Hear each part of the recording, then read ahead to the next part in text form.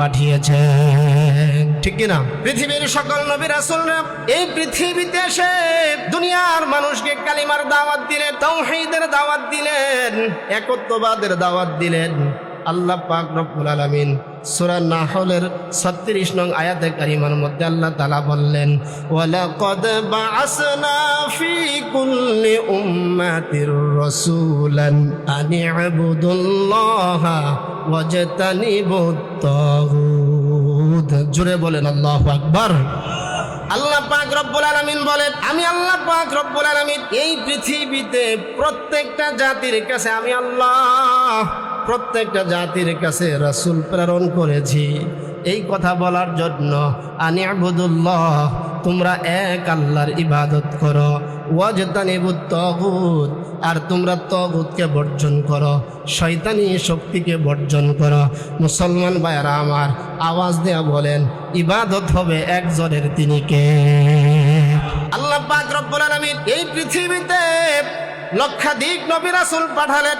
সকল নবী রাসূলগণ এই পৃথিবীতে এসে এক কালিমার দাওয়াত দিলেন, লা ইলাহা ইল্লাল্লাহ লা মা'বুদা বিহাক্কিন ইল্লাল্লাহ, এক আল্লাহ ছাড়া আর কোনো সত্য মাবুদ নাই।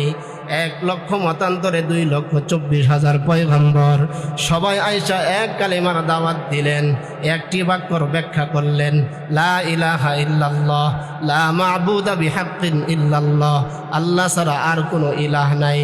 আমার ভাইরা, শুধু লক্ষাধিক নবী রাসূলগণ এই কালিমার দাওয়াত দিলেন না, এই কালিমাকে জমিনে প্রতিষ্ঠিত করার জন্য, দ্বীনকে প্রতিষ্ঠিত করার জন্য, ইসলামকে প্রতিষ্ঠিত করার জন্য লক্ষাধিক নবী রাসূল তাদের জান, মাল এবং হায়াতকে কুরবান করে দিয়েছেন, ঠিক কিনা? জোরে এখন সকল নবী রাসূল পৃথিবীতে এসে একই কথা বলেছেন, লা ইলাহা ইল্লাল্লাহ। জোরে বলেন, লা ইলাহা ইল্লাল্লাহ।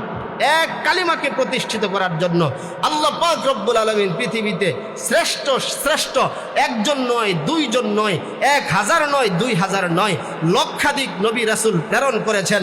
সকল নবী রাসূলগণ দুনিয়াতে এসে একই কথা বলেছেন, লা ইলাহা ইল্লাল্লাহ। একটা কালিমার ব্যাখ্যা করেছেন, লা মা'বুদা বিহাক্কিন ইল্লাল্লাহ, আল্লাহ ছাড়া আর কোনো মাবুদ নাই, আল্লাহ ছাড়া আর কোনো সৃষ্টি করেনেওয়ালা নাই, আল্লাহ ছাড়া আর কোনো রিজিক দেনেওয়ালা নাই, সর্বস্ব ক্ষমতার মালিক একমাত্র কে? আল্লাহ। এই দ্বীন, কালিমাকে, কালিমা মানেই হচ্ছে দ্বীন। কালিমা মানে কি? কালিমা মানে দ্বীন। কারণ